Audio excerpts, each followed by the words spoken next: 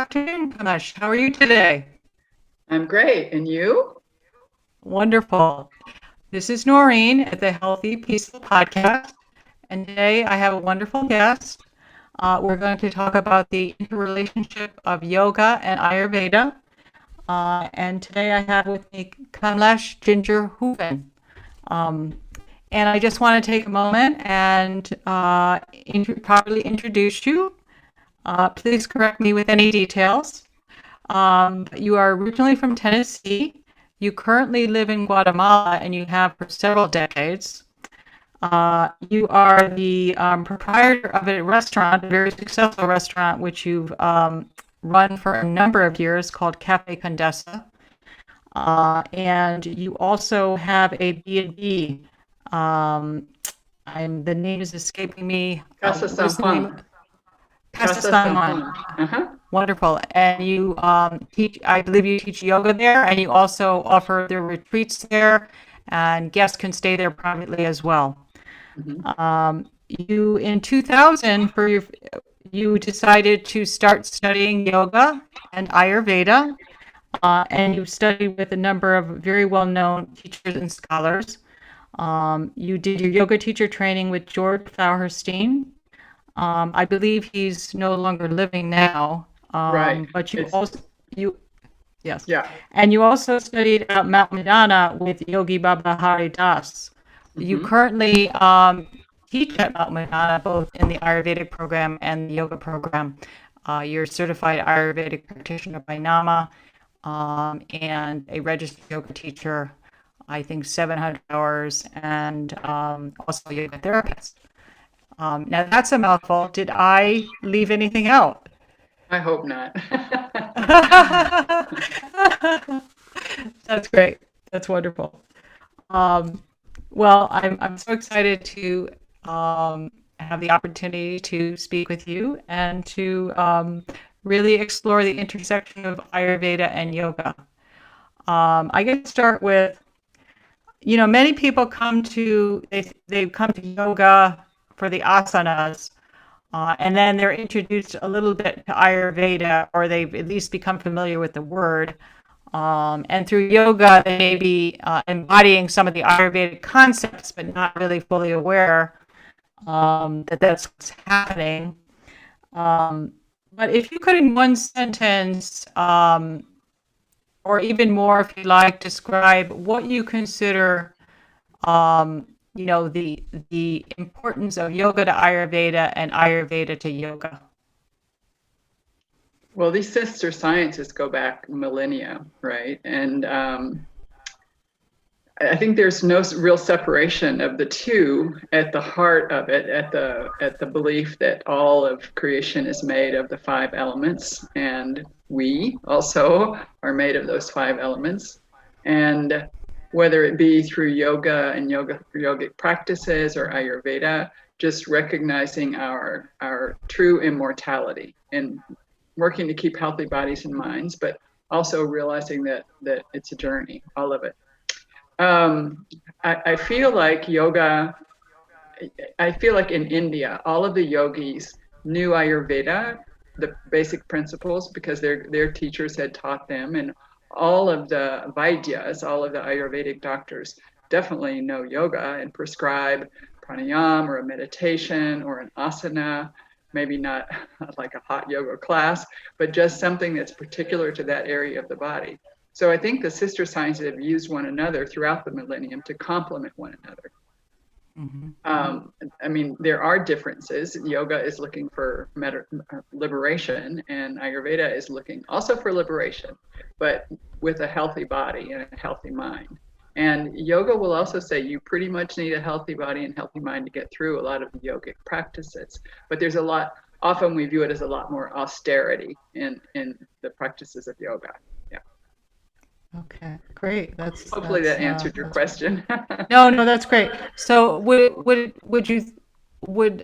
I mean it's really nuanced, but would you say that Ayurveda is um, supportive of yoga in terms of perhaps not the way that we think of yoga, or many people think of only yoga as asanas, but yoga as a path, a spiritual tradition, including asanas. Um, would you would it be correct to say that you feel that Ayurveda supports the yogic path, or is Definitely. there some? Okay, But I think all that right. it often doesn't if you don't have the Mm-hmm. proper yoga teacher, right?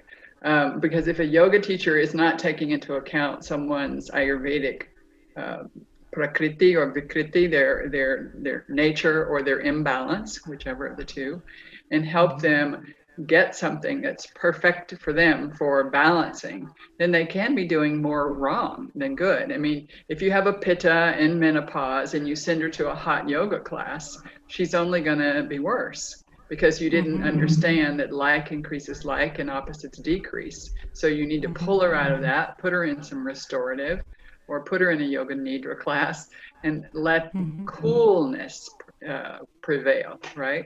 So they complement one another beautifully.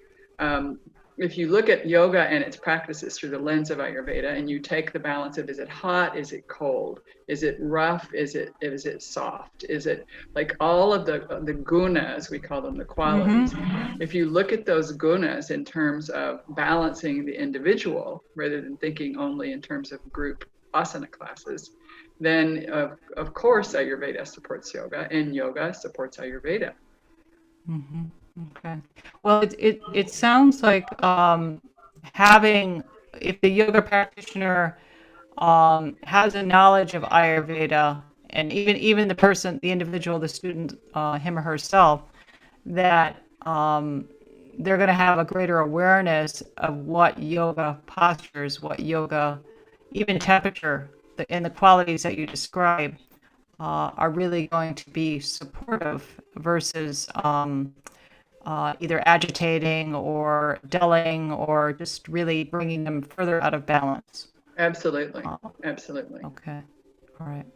Um, when we talk about Ayurveda, many times the key word seems to be balance. What does that word mean to you in working with clients and students? What does balance mean? Well, in Ayurveda, we have the five elements, as I mentioned earlier, and everyone is made up of a predominance of some of those elements, some or one or some sort of predominance. That's called our prakriti. We often break it down into doshas, but the doshas basically are the five elements. So it's just a little bit easier to talk about it as the five elements. So earth, our grounding element, water, liquidity in the body, fire, energy in the body, air, movement in the body, and space, all of the space that we have in our bodies and our organs and our outside part of us. So if we're looking at ourselves in terms of the five elements, then when it comes to balancing the five elements, if you're lethargic and you can't get up in the morning and you don't want to practice and then you've got too much earth and water, which is mud, right? Just too much heaviness, too much kapha, if you look at the dosha, so that you need to lighten it up with a little more energy, maybe a little more fire. You might need a little more movement, a little more air element.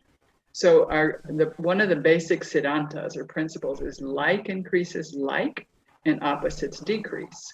So if I become aware that I have too much heat in my body, I'm looking for something cool, maybe not cold, because going to the exact extreme and opposite will also create a boomerang effect. So we don't want that. Mm. But if I've been having ice cold water at a meal every day and have bad digestion, then I might bring it to room temperature water for a few months and see if that has an effect. So it's always looking for the place that you can find the happy medium. You want a balance to your own nature. There's no one nature that is better than anything. It just is what it is. So Mm. if you were born with more fire, then you need to keep that fire right where it is. And so if your fire dies down, people will begin to ask you, are you feeling sad? Are you feeling depressed? If your digestive fire dies down and you go from a nice daily bowel movement to one every 3 or 4 days, you've got too much air going on. And so it's really learning how to use the principles of Ayurveda and the principles of yoga to find overall balance in our physical body, in our mental body, spiritual body. Hmm. Yeah. Well, I love the many times we'll hear that, you want to, and coming back to balance, coming back to, the vikriti and the prakriti being your natural state of balance, and the vikriti being your current state, which may be slightly imbalanced. But I love how you described it, which was you really want to balance your own nature, you know. Absolutely. Um, that's really beautiful. I never heard it quite described that way. So thank you for that.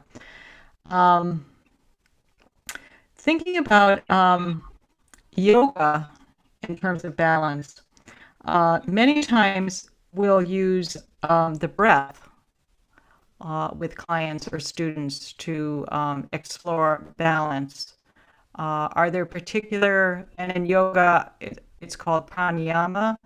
Um, are there any particular breath exercises or breath work that you like to do with clients, or in working with clients I'll give you the through your yoga Ayurvedic practice? answer. The Ayurvedic Sure, answer is it depends. it It depends. depends. Yeah, That's sure. everything, right? So we have Yeah. heating pranayam, like ujjayi and brahmari pranayam, the bee humming, the victorious breath, ujjayi. We have cooling pranayam, like shitali and sitkari.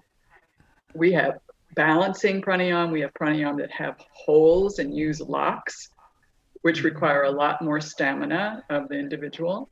And so it really depends. I have a class for the beginning students called Pranayama and Meditation for the Doshas, just learning how to see what pranayama is going to bring back balance. Like I said, if we have someone hot and she's doing ujjayi during her asana practice, she's only exacerbating the issue.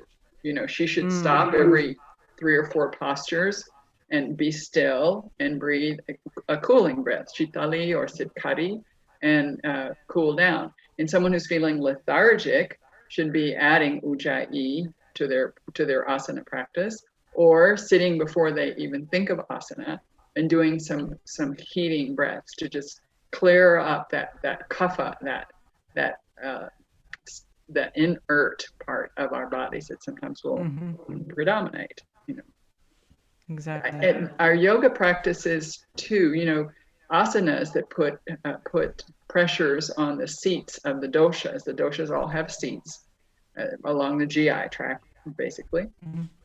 And so when we take an asana and put a pressure there for a little while, then it has a great tendency to make a complete difference. We bring the pressure in, and it sort of self-regulates and brings balance about. So that's a super important concept of bringing balance. It doesn't mean like vinyasa. The word vinyasa just means choreography, where you coordinated the movement and the breath and everything together. It's not one set thing of any particular poses. But the Sure. vinyasa, the tying all the poses together, is a relatively recent phenomenon. And it's Okay. more like, you might tell someone that has indigestion problems to be on the floor on their belly and do cobra for 5 minutes, and really bringing that awareness and that energy into the low belly area, right? So again, it depends on the individual and where you want to Sure. place the energy and the balance. Yeah. Sure. Yeah. You use the word seat. So, could you elaborate on what you mean Right. by that? And maybe using the example that you gave about the student with the cobra pose, and Right. or or, So or it's another said that example. the seat of kapha is the upper part of the GI tract, so the chest region. So it's the esophagus, it's it can be the head region, the lung region. But when we look at the GI tract, it's the esophagus and the fundus of the stomach, the upper part of the stomach where all of the mucus is produced. And then when we go a little further down, the duodenum into the small intestine is the seat of pitta. And so that's a seat of fire. And then the colon, there's another, our large intestine, is the seat of Vata. And so when we are balancing, we can put pressure on the colon, which would be like child's pose, laying down and creating a deep crease in the area of your colon between your hips and your torso. So that would put pressure into the colon area, or lying upside down and doing happy baby pose, bringing your knees into your chest, creating pressure in that colon area on both sides. Cobra on the belly would be good, or Makarasan, which is alligator on the belly. And then a back bend would be really healthy and good for bringing some energy into the chest region. So a back bend, also Cobra itself, because even Sphinx poses. So let's just say they don't want to work so much on the belly. They don't have a strong belly yet. So we work on the chest region, and they're in Sphinx pose with their elbows and forearms all the way on the floor, supporting themselves. But the pressure and the change is happening in their thoracic spine, which is where they have ribs, is they're finding that curve that's putting pressure into the chest area. Okay. Beautiful. Beautiful. So in the case of like a pose like happy baby, if in terms of putting pressure on in the colon area, would that be and Vata being in the seat of the seat of Vata is in the colon, so would that be a good pose for a person who is experiencing a Vata imbalance generally? Yeah, Okay. if it's too much Vata, right?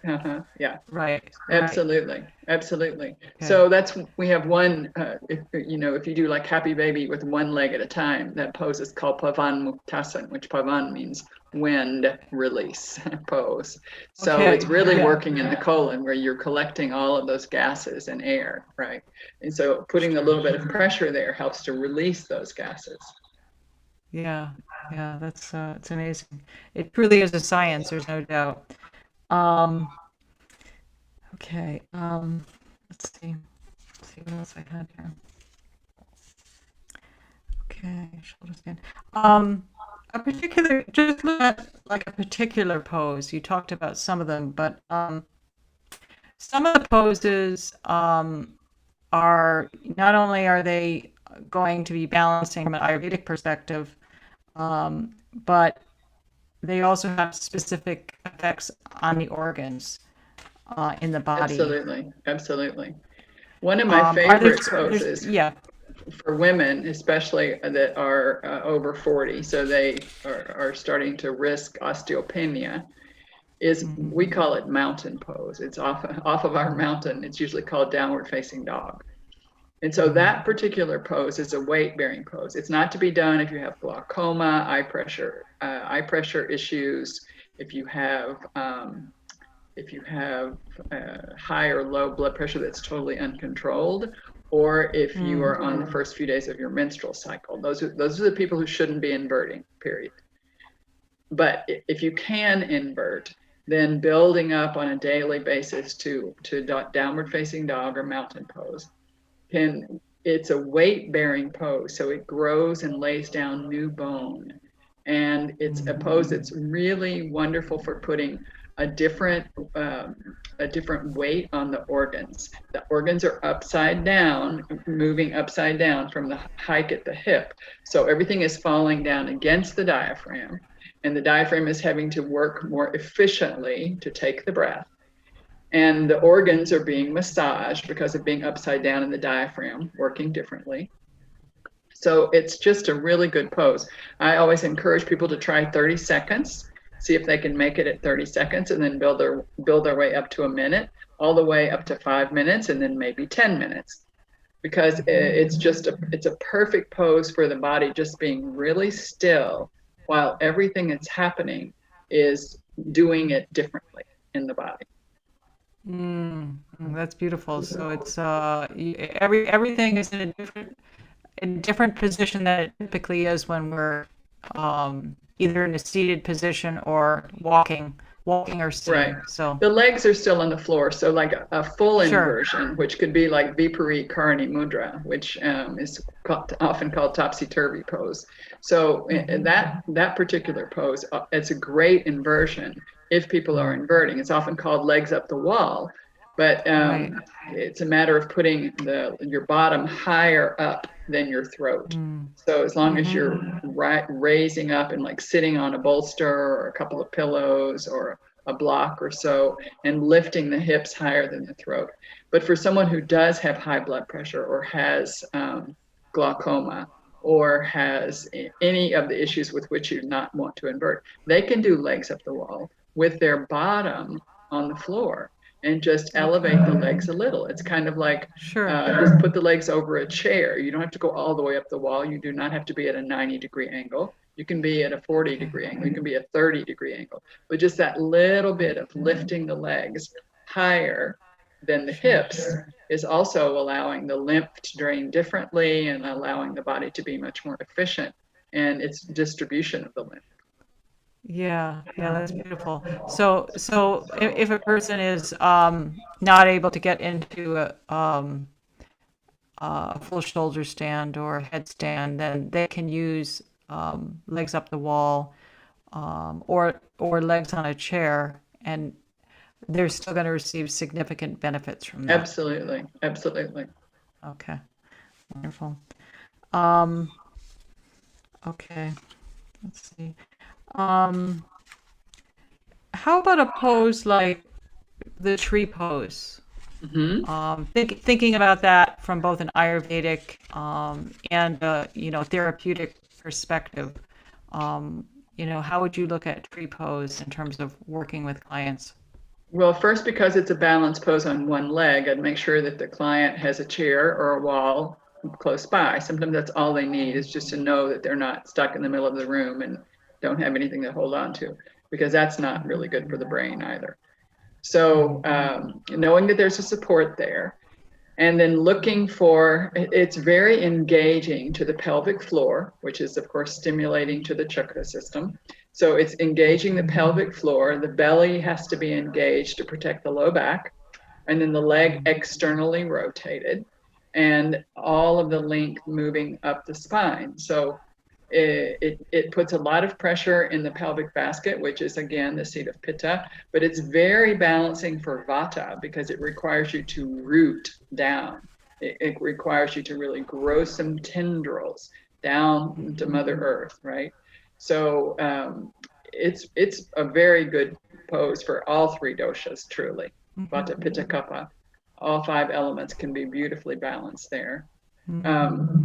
And the higher you take it, the more you take it, of course, the more challenging you make it, the more that it's better for Kapha. And sometimes can be Vata aggravating. Like if you've got your arms all up in the air and wiggling around, it's not.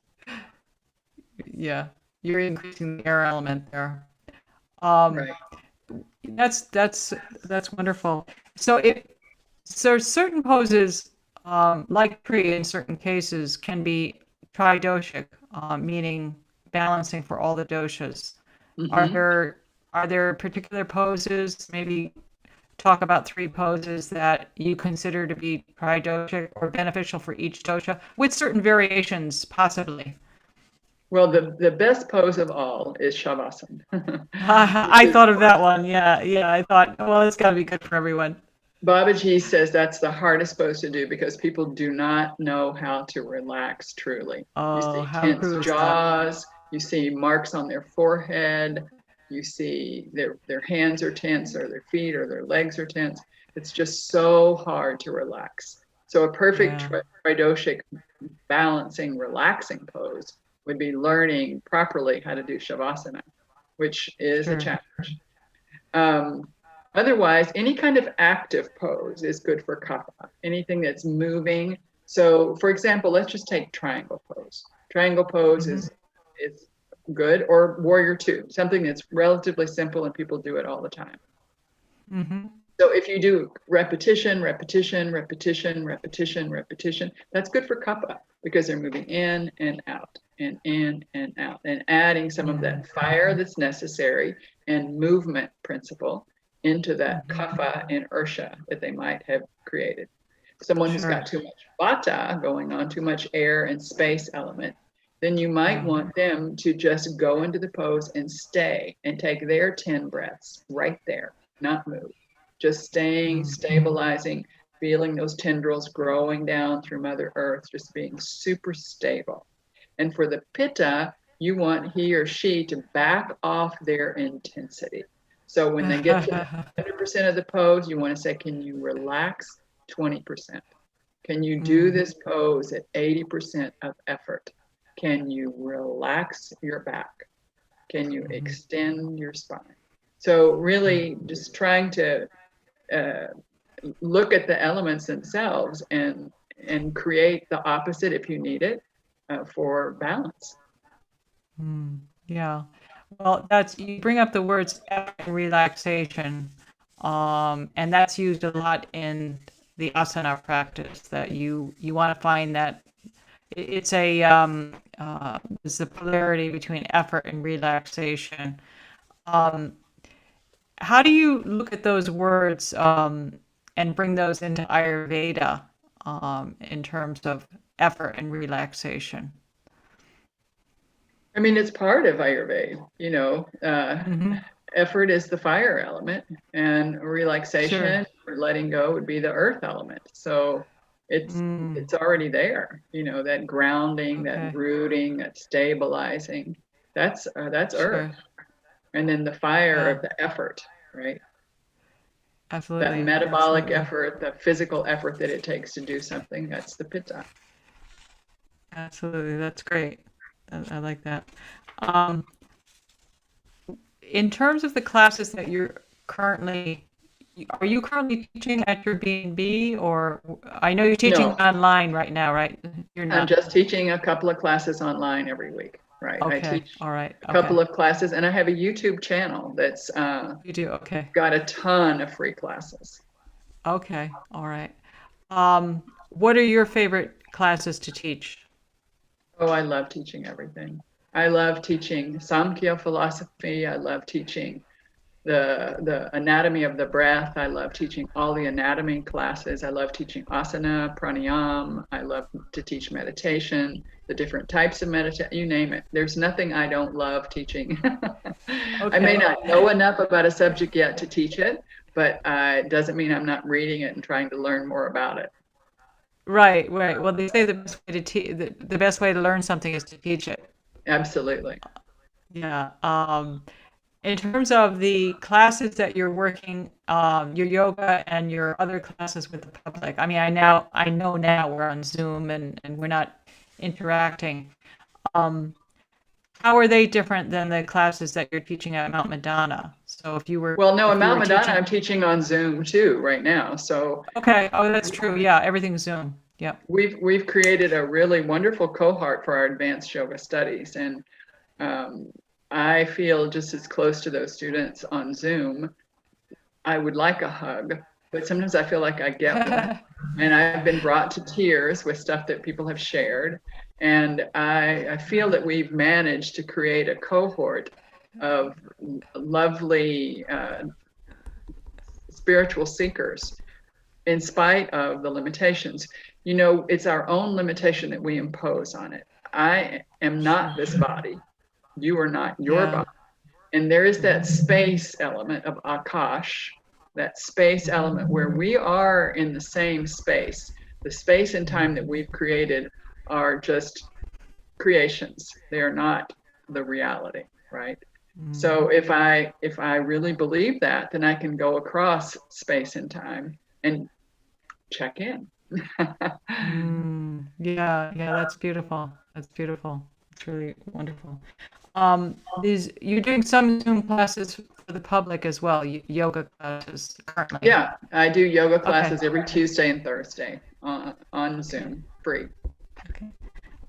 Any particular theme for those classes, or what is your approach in terms of your own yoga teaching with students, not Ayurvedic and yoga students, but the public for the most part? It depends. It totally depends. Sometimes I pick a pose and I work toward that pose, warming up the parts of the body that are really needed with the actions that are needed for the apex pose that we're going to do that day.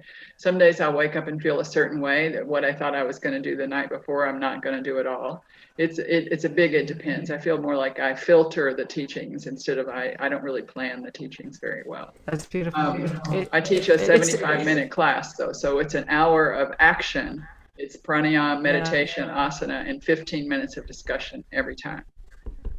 Oh, that's really wonderful. So at the end of your classes, you have 15 minutes of discussion. Every time.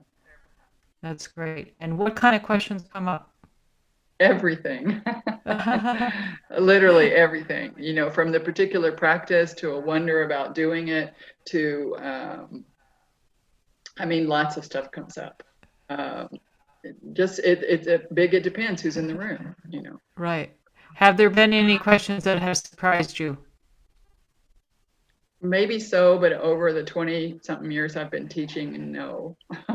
Nothing surprises me. Okay. Well, it sounds a lot, your teaching sounds a lot like, in a way, like cooking. You know, you get up that day, you thought you planned for something, but you're not really in the mood for that, so you shift. Right, absolutely. Yeah. Absolutely. Yeah. Okay. Does your teaching change with the seasons? Absolutely.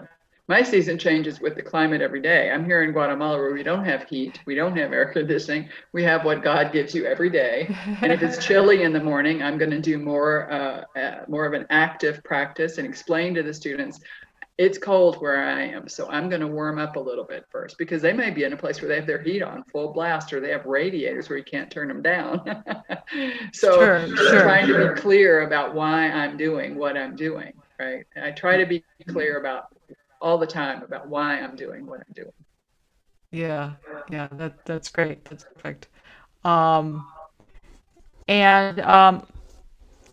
in your yoga classes, in the discussions that you have with students after the class, do you is any portion of that, or you're trying to incorporate Ayurvedic principles? Or Absolutely.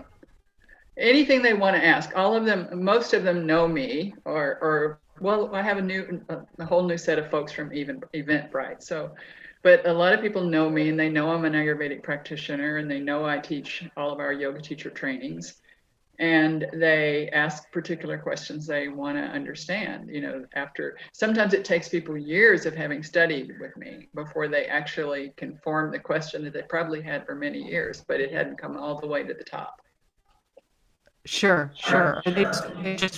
They just weren't a question yet. But yeah, the question just hadn't formed fully, but I could tell it's something they've been working on for a long time. It's been percolating. Yeah, that's great. You know, in Ayurveda, they talk about the gunas. And my understanding is that particular word relates to kind of our mental state. No, that particular word just means quality. Quality, yes. Yeah.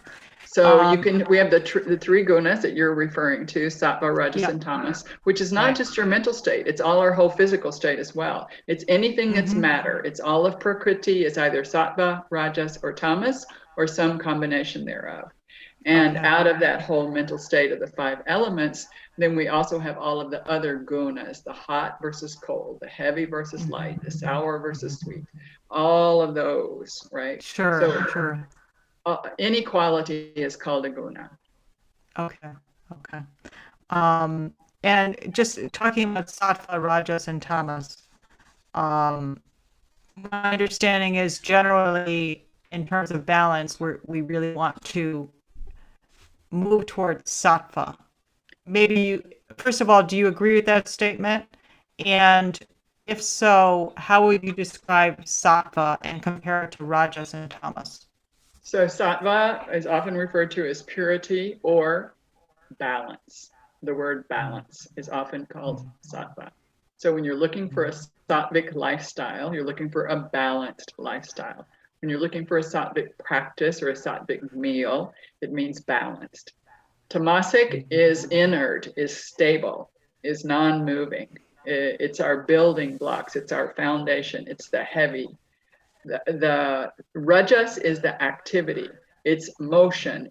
It's all of the movement that happens in our world. So everything was in perfect balance before it became matter, when Prakriti was just the concept. But as soon as Purush, or the consciousness principle, looked through the matter principle and created this third entity that we have here that we call reality, everything in our reality is balanced of tamas, rajas, or sattva. And when Dr. Singh, one of my Ayurvedic professors, drew it for me, and I've drawn it now for many people. There's a little teeter-totter here, and this is sattva. And then there's the teeter-totter across the top. And on each side, you have another triangle, and one is rajas, and the other is tamas.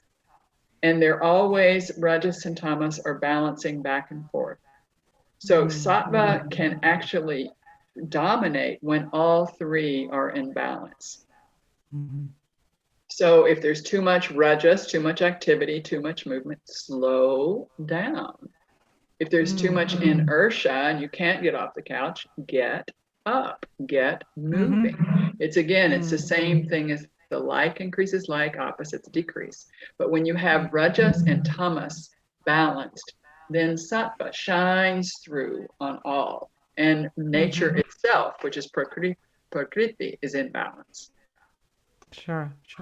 Well, that's interesting because it's not a matter of, it sounds like it's not a matter of eliminating rajas and tamas.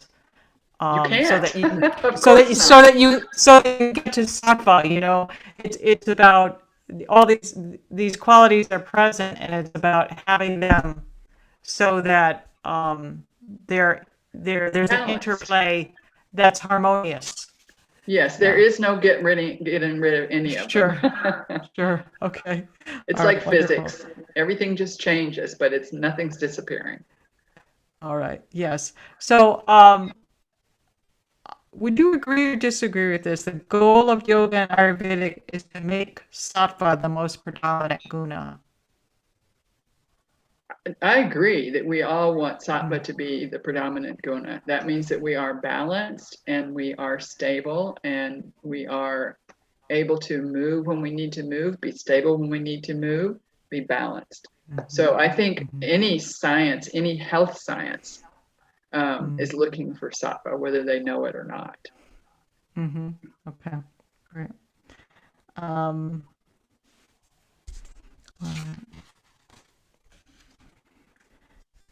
I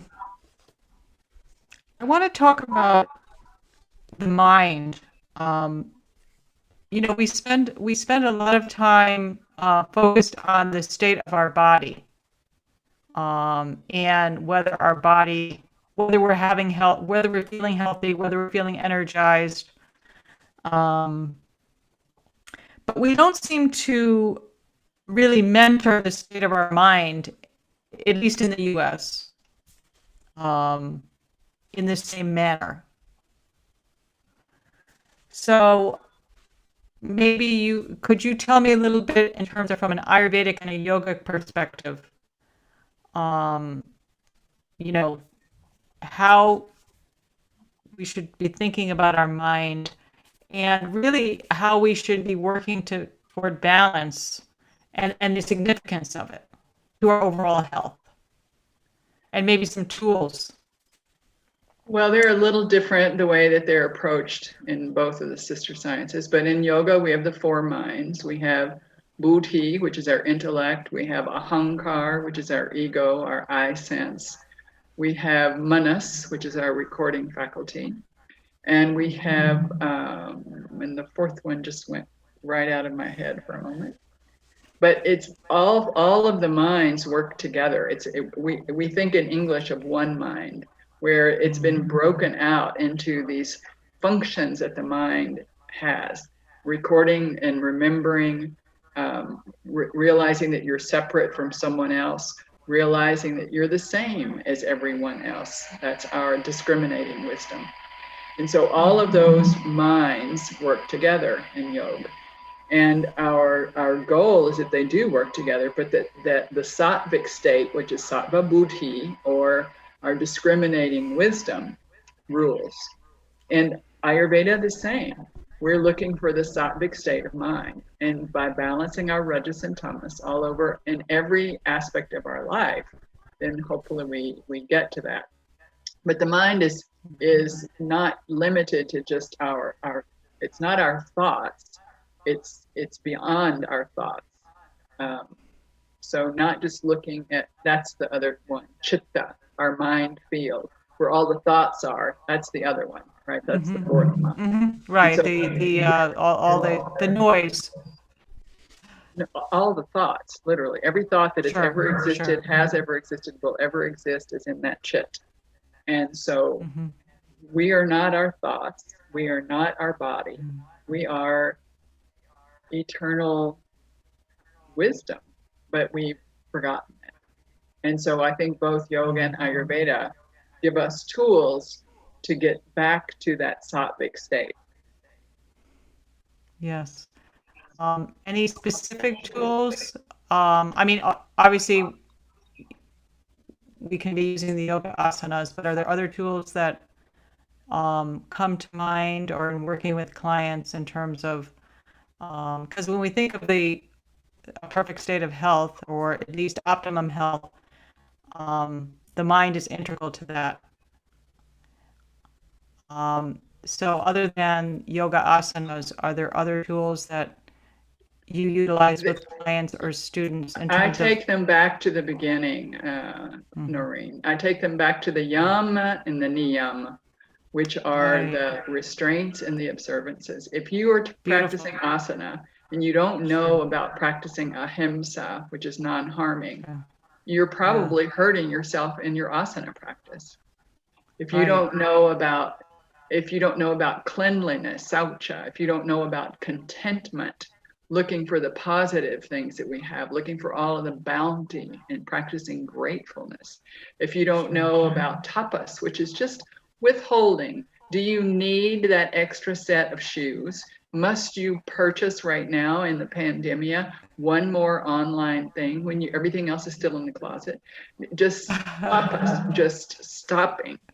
And so I go back with my clients to the very beginning of the yogic practices, which are the yam and the niyam, before you get to Yeah. asana and pranayama and meditation, and really Sure. have them pick a yam or a niyam and do that self-study, which is either you can study yourself, who am I, why am I, or you can study scriptures or read spiritual books or whatever you need to do to remind yourself that this is an existential issue about our beingness, and we're not alone. We all have Right. those same existential issues, whether we call it that or not. Yeah, absolutely. That's beautiful because um, do you consider the yamas and niyamas to be truly necessary preparation for meditation practice? They're the foundation. In the Hatha Yoga Pradipika, the very first thing it says, they don't count the yam and the niyam in their 8 limbs, and they're they have added shat karma and mudra, right? So they have 2 additional limbs, and they've left off the yam and the niyam. But they say at the very first part of the book, which is the best scriptural book, the Hatha Yoga Pradipika, about Hatha Yoga and the physical practices of asana and pranayama and meditation, they say this: the foundation of all that we do is the yam and niyam. That's what we're based it on. So you can start into asana. What I love about asana, like what I love about yoga, it doesn't matter where you start to have other things revealed. So if you start at the yam and you might all of a sudden decide, oh, well, all of a sudden I'd like to do a posture. Or maybe you started a posture and you go, there's something more than this. I talked to my child today and I didn't get hooked, huh? This is working on another level. So no matter where you Sure, come sure. into the practice, you start to realize that yoga is making changes in yourself on Yeah, every level, as does Ayurveda. yeah, yeah. That's really beautiful, and it's sort of like you're on a road and you can enter at many different places, but eventually some of those other experiences are going to, it's an expansion. So it's really beautiful. I like the part about not getting hooked. That's a good one too. Let's see.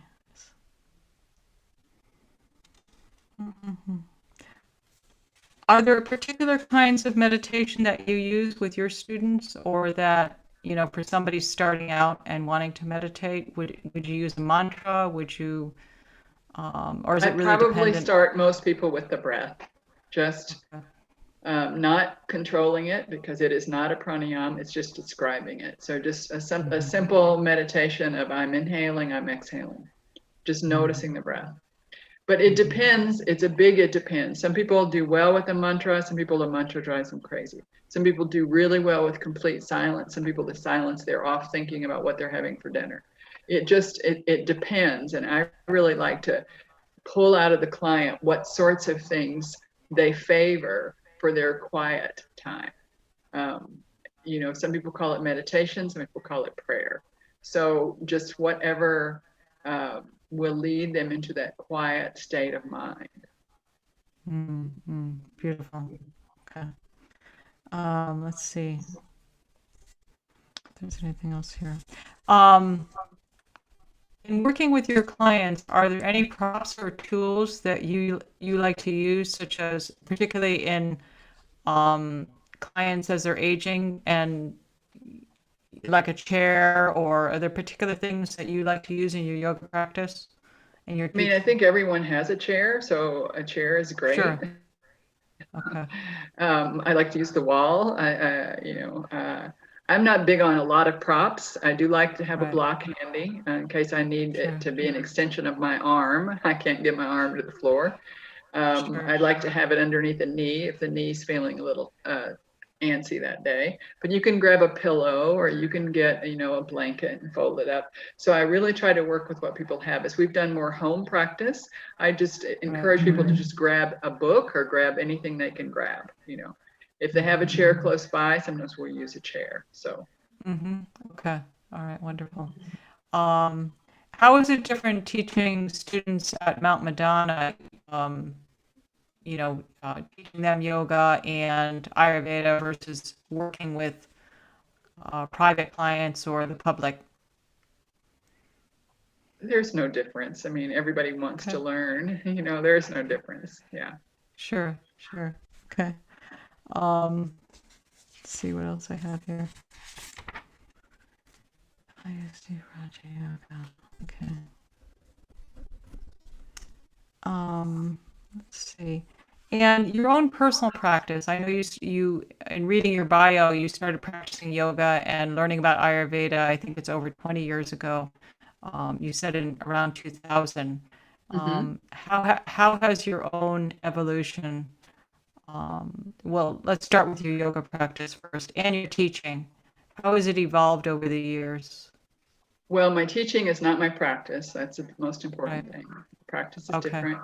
My practice always consists of pranayama meditation. It may or may not consist of asana that day, because I get plenty of physical exercise and stay strong. My teaching, I don't know. You'd have to ask my students about how it's varied. I feel like I've always had a focus on alignment and form for ease of the breath in the pose, for ease of the pran in the pose, for looking for the pranic effect of the pose.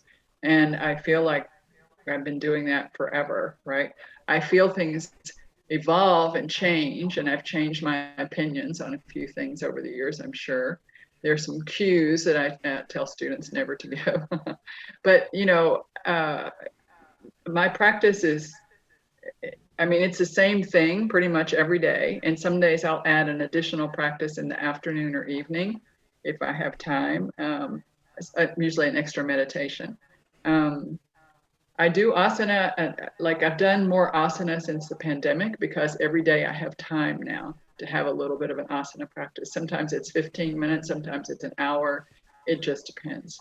My pranayama, my meditation take about 30, 35 minutes every day. And then if I add an additional meditation in the afternoon, that's it. Okay. And are there ways that you have worked to keep your yoga practice fresh? Like I said, I don't really feel like I'm teaching. I feel like it kind of just comes through me and it just stays fresh. That's not Hmm. me. That's great. That's great. Um, yeah. Okay. Um, so how have things changed for you since the pandemic and Zoom in terms of your teaching? I don't think it's changed very much. I mean, like I mentioned to you earlier, I feel that the students are in the room with me when they're on Zoom. You know, I look at them before I go back to my mat, and I come back and I chat with them after class. And That's great. uh, you know, sometimes you're in a class of 40 or 50 people, and you're not having any kind of personal relationship with them until the end when they can ask you a few questions. So it doesn't feel that different to me. All Um, right. yeah, Wonderful. Wonderful. And if somebody is new to Ayurveda, any particular things that they start with? reading Dr. Ladd's The Art of Self-Healing. That's the place Anything? where anybody could benefit from it. Vasant Lad, The Yes, Science of that's not loud. Self-Healing. I'll include that in the show notes. Any other books or resources that you like for beginner students? I don't have anything beginner anymore, so I just stick with Dr. Lad. No, that's a great one. It's nice and simple. It's a great introduction, no doubt. Um, your own teachers and mentors, who have been in your yoga and your Ayurvedic practice and teachings, who have been your most significant teachers and mentors over the years? Well, you mentioned them at the beginning. It's Georg Feuerstein, Yeah. and Baba Hari Das, who was my teacher for the last, I guess, 14 or so years, who I still feel like I get taught by him constantly from the heavens. Um, and I have some amazing Ayurvedic mentors, Dr. Sarita Shrestha and Dr. Marharsh Singh, Dr. Lad, who I adore and appreciate, Dr. Suhas Kirshagar. There's just we have so many wonderful teachers at Mount Madonna. We have this master faculty of amazing professors, and I'm lucky enough that I get to know them all. So I feel like I have a ton of benefit out there. That's great. That's great. Um, we hear a lot about brain health as people age, and we want to obviously stay on top of our game, stay sharp. In terms of yoga and Ayurveda, in terms of the clarity of the mind, the ability to focus, ability to recall, the ability to perform, um, at Why, a, if at you a can inversion's great because inversions send blood to your head. And all day long, blood is going down from your head and your brain. And yes, there's the natural pumps that help it. But if you can do an inversion, if you can even just sit on a chair and spread your legs enough to put your torso there and hang your head over, that's also good for the brain. But then be very careful as you're coming up and not strain your low back. Use your arms as fulcrums and push yourself up with your hands. But sure, any way you can get blood to your head is a really good for the mind. And okay, especially in yoga practices. So Chashangasan, which is rabbit pose, or of course, all of the inverting poses are really good. And mountain pose, downward facing dog. Hastapadasana, hand to foot, forward fold. Lots of great poses that are good for brain health. There are lots of herbs. There are many rasayanas, which are rejuvenating herbs that work. Brahmi works directly on the brain. great. But you need to see a practitioner, not just decide you're going to go take a bunch of herbs. Of course, yeah. You don't you really want to have an herbal protocol, not not just create your own. In other words, great. Is there anything else that you'd like to add regarding your experience with yoga, Ayurveda, both at Mount Madonna and with private clients, and what The you're only doing in thing Guatemala? The thing I would like to add is that most of us in our day and time have a vata vitiation, too much air, too much movement, too much space, too much everything. We're like all over the place. We can't make a decision. We can't settle down. And so if you can pay attention to that element and what that element really responds well to is structure. So if you have a structured practice, if you have a structured time of day, you go to bed at the same time, you get up at the same time, you have breakfast, lunch, and dinner at the same time, that you have a regular routine. Vata begins to dissipate the minute you get a regular routine. That you're eating local, healthy, delicious foods. That your lunch is your biggest meal of the day, if at all possible, and your nightly meal is very light.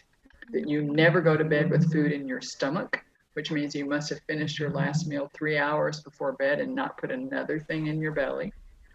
So some of the very basics just to lower vata and to lower pitta, that aggravation of going to bed with food in your tummy, and then being very cautious with dairy, especially not in the evenings, if you have any kind of congestion, lowering kapha.